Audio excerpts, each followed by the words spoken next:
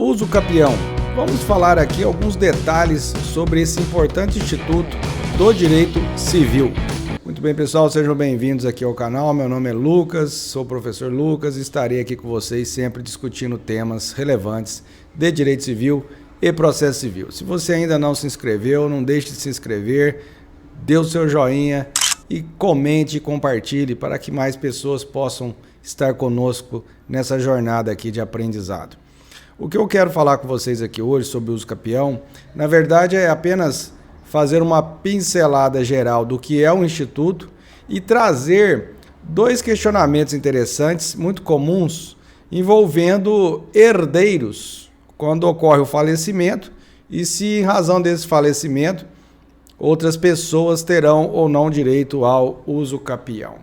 Pois bem, com relação ao uso capião, ele é um instituto do direito civil, do direito de propriedade, então é uma forma de aquisição da propriedade, assim como quando você outorga uma escritura pública de compra e venda e leva essa escritura até o cartório de imóveis e faz o registro, você adquire a propriedade. Pela uso capião também você adquire a propriedade. E você também precisa, uma vez que você adquiriu, ou teve declarado esse direito através de uma sentença ou via cartório, né, que a gente vai falar daqui a pouco, aí você também terá lançado o registro desse uso capião. O uso capião também tem um detalhe interessante, que ele é uma forma de prescrição aquisitiva. A gente tem várias situações de prescrição no Código Civil, que são situações em que se perde uma pretensão, a possibilidade de se entrar com uma ação, por exemplo, para se buscar um determinado direito. No caso do uso capião, é o contrário, é uma prescrição que o passar do tempo te assegura a aquisição, por isso uma prescrição aquisitiva, te assegura a aquisição de um direito. Existem várias modalidades de uso capião. Eu digo isso porque você pode obter uso capião com um prazo de 5 anos, de 10 anos, de 15 anos e até mesmo 2 anos, que é o chamado uso capião conjugal, né? Agora, o que caracteriza o uso capião? Não é apenas o prazo. Então, às vezes a pessoa fica preocupada, tem uma pessoa alugando a minha casa já faz 20 anos, quer dizer que ela vai adquirir o uso capião? Não, porque o uso capião, na verdade, ele depende de vários requisitos. Um deles é realmente o tempo. Então, você vai precisar mesmo desse tempo, ou de 10, ou de 15, ou de 5. O uso capião condicional é 5, ou de 2, que eu já mencionei num outro vídeo aqui recentemente sobre a questão do abandono de lar, que pode gerar o uso capião conjugal em imóveis até 250 metros quadrados, etc. Além da questão do prazo, você também precisa de exercer a posse sobre esse bem com ânimo de dono. Então, o ânimo de dono ele é caracterizado assim por diversos elementos que realmente caracterizam uma situação para aquele que vê de fora acreditar que aquela pessoa realmente é dona. Então, quais elementos probatórios exteriorizam isso? Por exemplo, o pagamento dos impostos, o pagamento das concessionárias de energia, de água, já devidamente até colocados no nome desse possuidor, se a pessoa dá manutenções periódicas no bem e principalmente se ninguém nunca reivindicou esse bem. Conforme eu disse agora há pouco, no caso do aluguel, o proprietário está lá, né, vigiando o bem a todo momento, tanto é que ele recebe aluguéis mensalmente. Mas nessa hipótese que eu estou dizendo aqui, ninguém está recebendo aluguel.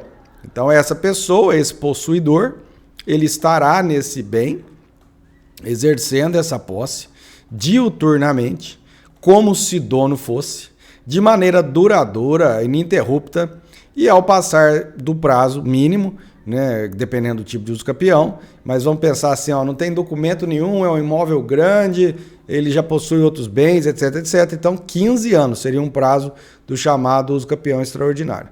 Passado esse prazo, somados esses elementos probatórios e devidamente caracterizado, então, o ânimo de dono, animus domini, que vem do latim, lembrando também que o uso capião também vem do latim, que é uso capere, adquirir pelo uso. Então, caracterizado todos esses elementos, a pessoa então se torna proprietária do bem.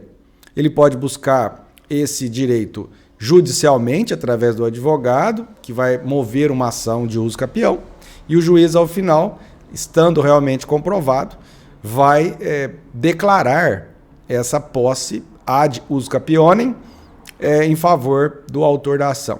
Como também hoje é possível fazer esse pedido, também com a intervenção do advogado, porém de maneira extrajudicial, através de um cartório. Como eu disse no início do vídeo, eu queria trazer aqui duas situações relativas a herdeiros. Então, uma primeira pergunta que pode acontecer: o herdeiro tem direito de uso capião contra os seus irmãos, contra os demais herdeiros? A jurisprudência hoje admite, evidentemente, admite, se ficar devidamente comprovado que ele exerce essa posse com ânimo de dono, que os demais herdeiros realmente abandonaram esse bem, e principalmente, para ele poder ter esse direito, ele tem que mandar citar esses herdeiros, que terão o direito de se defender, e desde que fique realmente caracterizado que ninguém reivindicou esse bem, aí esse herdeiro, que se diz proprietário pelo uso capião, poderá sim adquirir. Não é tão simples, conforme eu disse, porque ele tem que realmente demonstrar que ele exerce com ânimo de dono, sozinho, isoladamente. Se caso isso não ficar comprovado, ele não vai adquirir. O que ele vai ter? Ele vai ter apenas aquele quinhão, como os demais herdeiros também o terão. E uma outra pergunta é: o pai da pessoa estava obtendo o prazo para uso capião. Então ele faleceu, já tinha 13 anos. Como que isso funciona depois que ele morre? Então, depois que ele morre, essa posse ela é transmitida, porque a posse do uso capião você pode passar para outras pessoas, tanto por ato entre vivos quanto por morte. Então, os herdeiros dele, os 3 filhos, 4 filhos, recebem essa posse, esses 13 anos, pelo direito saisine que a gente fala, que é o direito de transmissão de herança, e eles permanecem, então, na posse por mais 2 anos, implementam o prazo dos 15 anos, e em seguida, então, eles poderão mover essa ação. O que eu queria trazer aqui é uma questão que, inclusive, eu já vi jurisprudência, inclusive no estado de Minas Gerais, a respeito disso, seria o seguinte: ele pode entrar sozinho, por exemplo, e os demais, como é que ficam? Então, um entendimento, um julgado que eu li recentemente, inclusive é um julgado recente, o entendimento é o seguinte: para essa hipótese, ele até poderia, mas ele teria que mover a ação também contra os demais herdeiros para saber se eles realmente estão de acordo que ele é realmente o único proprietário, o único possuidor, digamos assim. Agora, outra observação, quem que promove essa ação, então? Na verdade é o seguinte: se ainda não se concluiu o inventário dos bens do falecido, então possuidor, quando vivo, né, a ação vai ser movida pelo espólio. O espólio é essa massa de bens, dívidas, etc., deixada por uma pessoa que falece. Se já se findou o inventário, nesse caso, o correto, né, desde que não seja um só possuidor e não ficou caracterizado qual seria, então o correto é que a ação tem que ser movida por todos os herdeiros nominalmente. Então teremos aí um litisconsórcio ativo. Todos os herdeiros deverão mover essa ação.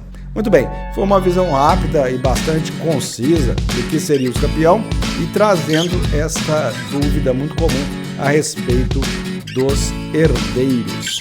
Muito obrigado por estar até aqui, continue comigo e sempre comentem, porque para mim é uma honra, é um privilégio poder comentar e responder às suas indagações. Um abraço e até a próxima.